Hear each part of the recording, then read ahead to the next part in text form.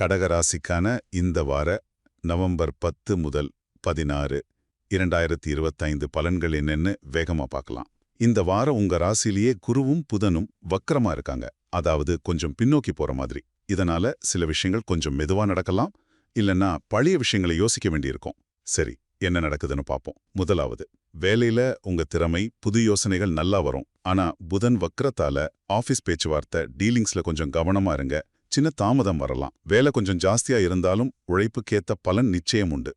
கொஞ்சம் பொறுமை ப்ளீஸ். ரெண்டாவது, பணம். குரு வக்கரமா இருக்கிறதால முன்னாடி இருந்த பணப்பிரச்சனைகள் கொஞ்சம் கொஞ்சமா சரியாகும். ஆனாலும் வேலை சம்பந்தமா பணம் வரதுல சில தாமதங்கள் இருக்கலாம். அது புதன் வக்கரத்தால. கலை, ஆன்லைன் மூலமா வருமானம் வரவும் சான்ஸ் இருக்கு.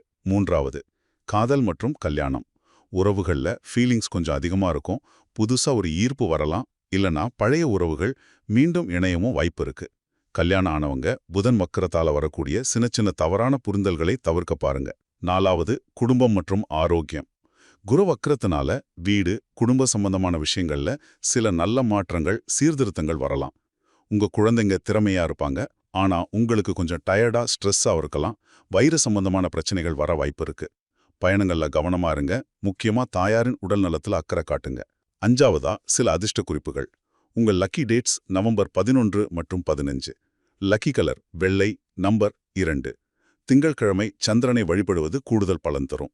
சுருக்கமா சொன்னா, இந்த வாரம் கடகராசிக்கு மன அமைதி, குடும்ப உறவுல முன்னேற்றம், நிதானமான பண வரவு இதுக்கெல்லாம் வாய்ப்பு இருக்கு.